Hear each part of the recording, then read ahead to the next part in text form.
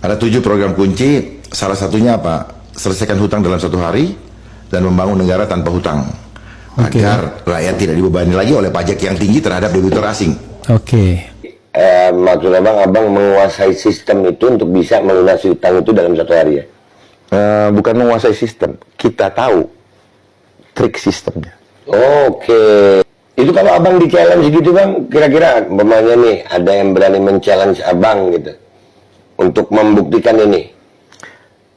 Sekarang begini, dia challenge-nya gunanya untuk apa dulu? Untuk melunasi hutang. Dia pejabatnya, dia orang yang punya otoritas untuk melunasi hutang atau tidak? Harus yang punya otoritas, karena minta maaf bang. Ya, kan tadi bilang kalau ada orang. Ya, maksud saya gini. Spesifik bertanya, Betul. Orangnya siapa? Memang sengaja gua nunggu ditanya orangnya itu yang gimana. Kalau Pak Aldo yang nanya nggak saya kasih tahu. Ya, enggak. Karena percuma kan? Iya, percuma karena kalau umpamanya nih sekelas presiden atau capres men-challenge abang gitu. Saya siap untuk membantu memberikan solusi terbaik bagi semua rakyat Indonesia. Setelah itu, rakyat Indonesia akan tidak dibebani pajak yang tinggi. Kalau kamu tahu sesuatu, kebenaran, kamu tahu jalan keluarnya, jahat dong. Kalau misalnya close the door, jangan dong, buka. Ya, berikan. Tuhan kasih gratis kok pemahaman ini. Masa kita pelit? Ini kan amal, ibadah.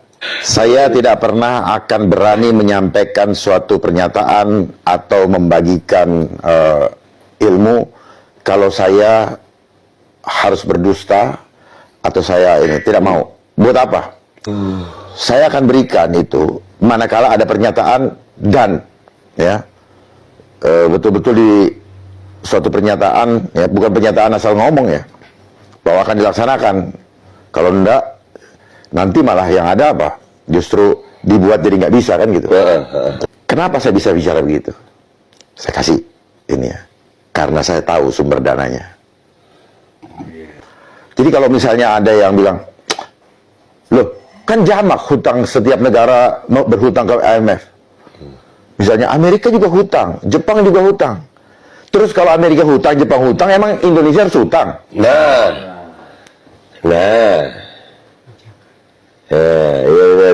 Loh, kalau rumah tetangga kebakaran, emang kita harus kebakaran? Saya bangun logikanya supaya paham. Pasti selalu ada bantahan dari para pemuja utang.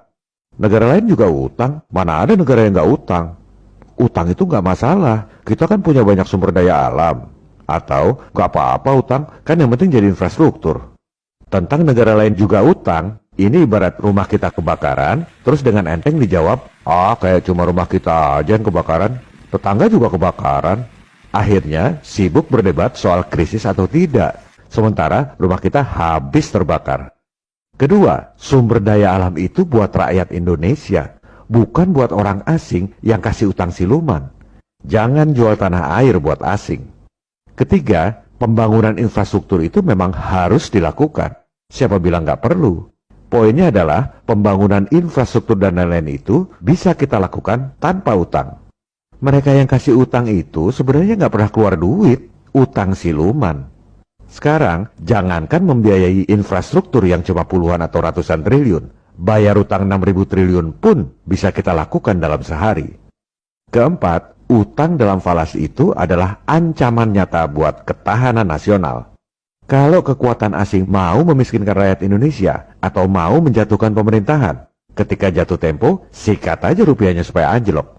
Satu orang pemain Wall Street seperti Soros sudah cukup untuk membuat krisis Asia dan menjatuhkan rezim berusia 32 tahun. Inilah ketahanan nasional dalam arti sesungguhnya yang nggak pernah dipikirkan oleh para elit di negara kita.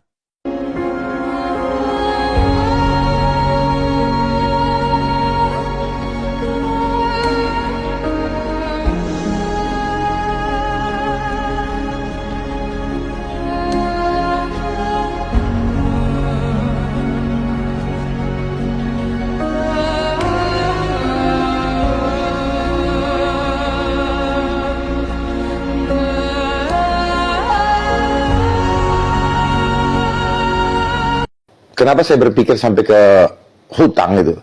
Karena saya berpikir begini, sulit sekali kah menyelesaikan itu? Gitu. Sejak kapan kita tuh harus berhutang? Saya suka ngulik gitu ya.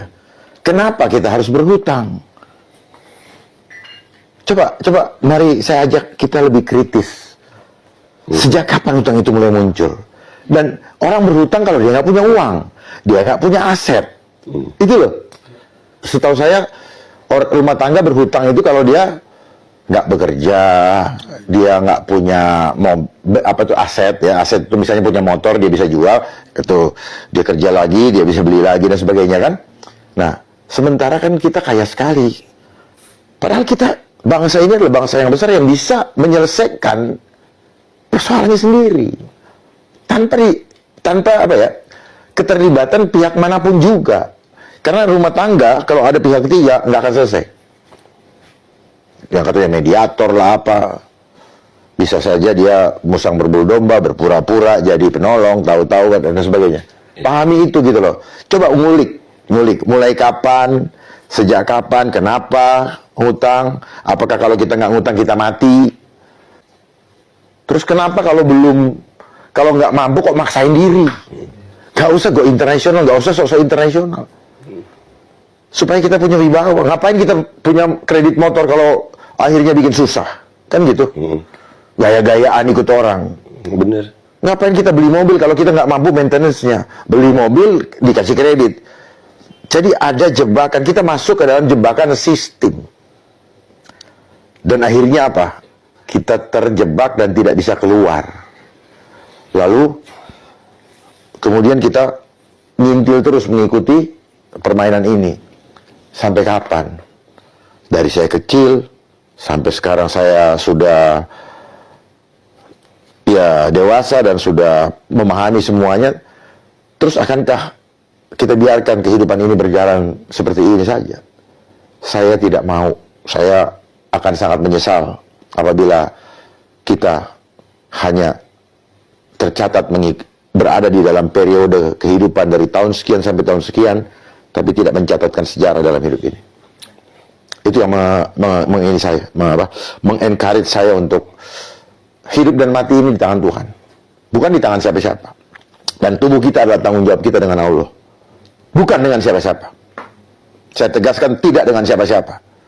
Yang menghadirkan kita ke dunia ini adalah Allah, yang mempertanggungjawabkan tubuh dan jiwa kita itu ke Allah. There is no one yang punya right, punya hak untuk mengatur apa yang ada di dalam tubuh kita dan jiwa kita. Tapi apa yang terjadi sekarang ini, jiwa kita sedang dimanipulasi. Mereka sedang menundukkan jiwa kita. Kalau jiwa kita sudah ciut, maka tubuh kita akan kita serahkan. Jadilah kita slave. Just because of pengen makan. Iya. Padahal kita makan ketela, kita makan daun dia akan mati, percaya sama saya.